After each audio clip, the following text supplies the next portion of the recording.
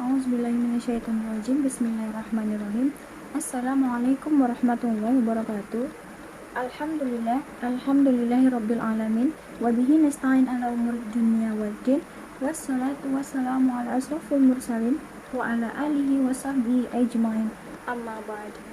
Segala puji bagi Allah Subhanahu wa taala yang begitu banyak memberikan kita kenikmatan, terutama nikmat iman, Islam, dan nikmat yang tiada taranya, yaitu nikmat kesehatan. Salawat dan salam tercurahkan kepada baginda Nabi Muhammad SAW yang telah menuntun kita dari zaman kegelapan atau zaman jahiliyah serta membawa kita ke jalan yang benar. Semoga kita selalu mendapatkan syafaatnya di yaumul kelak nanti. Amin amin ya rabbal alamin. Sahabat-sahabat yang dimuliakan oleh Allah, pada kesempatan kali ini saya akan menyampaikan ceramah singkat saya mengenai menjaga ukhuwah dalam perbedaan menurut ajaran Islam. Di Indonesia ini sendiri merupakan negara dengan berbagai macam budaya dan kultur ini dibangun dari banyak hal seperti dari keberagaman suku, budaya, golongan, dan agama. Indonesia sebagai salah satu negara yang mayoritasnya menganut agama Islam tentu sangat paham dengan makna persaudaraan. Pemahaman masyarakat akan hal ini setidaknya diterapkan ketika perayaan Hari Idul Fitri untuk saling menjaga hubungan. Misalnya dengan cara berkunjung kepada keluarga, sanak saudara, tetangga, bahkan kawan-kawan dan lainnya. Dan tidak hanya itu, menjalin persaudaraan dengan rekan berbeda keyakinan tentu seringkali kita temukan di lingkungan sekitar kita. Persaudaraan yang dibangun atas nama agama Islam dikenal sebagai ukhuwah Islamiyah. Di luar ikatan itu, ada ukhuwah wataniyah, yaitu ikatan persaudaraan yang dilandasi atas kesamaan negara. Ukhuwah wataniyah adalah persaudaraan yang diikat dari jiwa antar sesama warga bangsa atau nasionalisme tanpa membedakan agama, suku, warna kulit, adat istiadat, dan budaya, serta aspek-aspek lainnya. Dan hubungan ukhuwah wataniyah ini bersifat muamalah, artinya persaudaraan yang tumbuh dan berkembang dalam bingkai masalah-masalah kemasyarakatan, kenegaraan, kebangsaan, ekonomi, budaya, politik, dan sosial. Ukhuwah wataniyah sendiri mengajarkan kita untuk selalu menjaga persatuan dan kesatuan bangsa.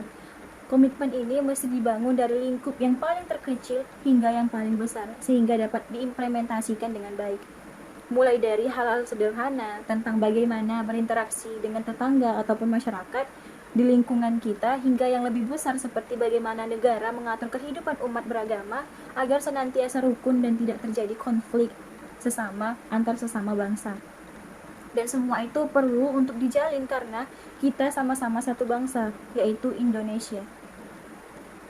Topik mengenai menjaga ukhuwah dalam perbedaan menurut ajaran Islam ini ternyata sudah lebih dulu tertulis dalam kitab Al-Quran, bahkan sebelum manusia memahami seperti apa makna persaudaraan itu. Nah, mengingat pentingnya menjalin hubungan dalam berbagai perbedaan dalam suatu kebangsaan ini, Rasulullah SAW bersabda, yang dimana artinya saudara setanah air adalah termasuk sebagian dari iman. Nah, pada praktiknya, ukhuwah wataniyah telah dicontohkan oleh Rasulullah SAW dalam piagam Madinah, yang menjadi kasus yang dimana diangkat untuk melihat praktik ukhuwah wataniyah yang terjadi pada masa Rasulullah.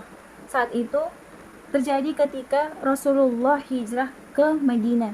Sedangkan di Madinah sendiri penduduknya terdiri dari berbagai suku bangsa, juga berbagai agama seperti Islam, Nasrani, Yahudi, hingga sisa-sisa kaum musyrik. Nah, untuk itu perlulah dirumuskan seperangkat aturan yang mengatur agar masyarakat Madinah hidup rukun dan damai.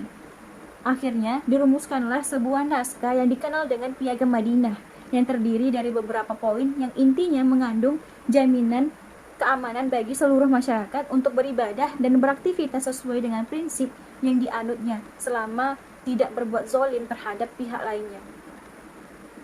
Sejak dulu konsep ukhuwah wataniyah ini tetap dipertahankan dalam dunia Islam di berbagai tempat dan melalui berbagai zaman hingga hari ini. Menjaga ukhuwah dalam perbedaan menurut ajaran Islam bisa disebut dengan ukhuwah wataniyah, yang merupakan konsep persaudaraan berlandaskan tanah air, tempat kelahiran hingga kampung halaman.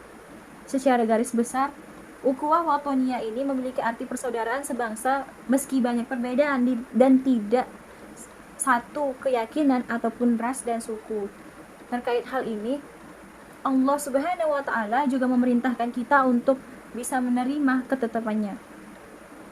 Melalui jalinan ukhuwah watoniyah atau persaudaraan sebangsa dan setanah air akan lahir kecintaan terhadap tanah air. Dan dari kecintaan atas tanah air itu akan muncul upaya untuk membela eksistensi tanah air tersebut dari berbagai bentuk ancaman, baik yang datang dari luar maupun dari dalam.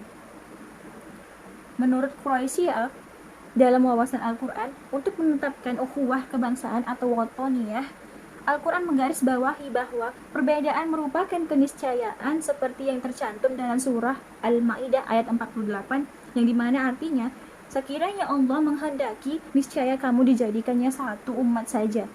Tetapi Allah hendak menguji kamu terhadap pemberiannya kepadamu, maka berlomba-lombalah dalam berbuat kebajikan.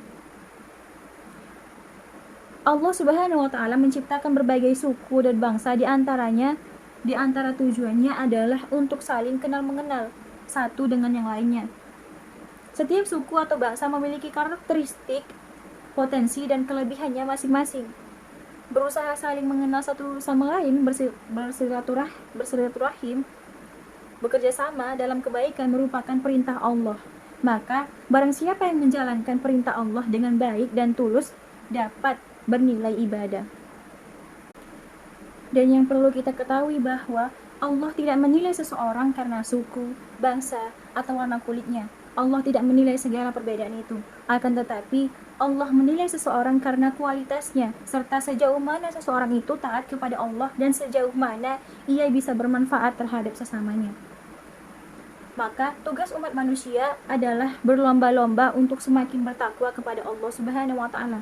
Karena ketika manusia berkompetisi dalam kebaikan untuk meraih pahala dari Allah, maka akan jauh dari yang namanya konflik.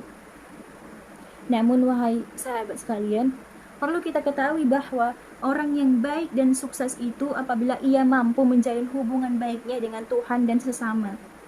Hubungan baik dengan Tuhannya yaitu Allah Subhanahu wa taala sebagai zat pencipta, pemberi dan pelindung yang disebut dengan hablum minallah, yang dipraktekkan dengan iman, ibadah dan pengabdian yang bagus dan tulus, serta menjalin hubungan yang baik terhadap sesamanya yang disebut dengan hablum minannas, yaitu diwujudkan dengan mampu menghargai, menghormati, dan kerjasama dalam kebaikan sebagai sumber kesejahteraan, serta menolak berbagai macam kejahatan sebagai sumber malapetaka.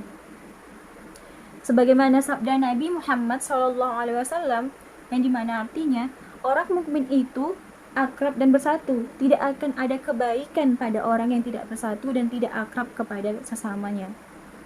Nah, oleh karena itu, sebagai seorang muslim, haruslah kita berupaya semaksimal mungkin untuk mengaktualisasikan berbagai macam ukhuwah Islamiyah dalam kehidupan sehari-hari kita. Sepertinya hanya itu yang bisa saya sampaikan mengenai menjaga ukhuwah dalam perbedaan menurut ajaran Islam. Semoga segala informasi yang telah saya sampaikan dapat bermanfaat bagi kita semua. Untuk itu, lebih dan kurangnya saya memohon maaf. Kepada Allah saya memohon ampun. Terima kasih dan wassalamualaikum warahmatullahi wabarakatuh.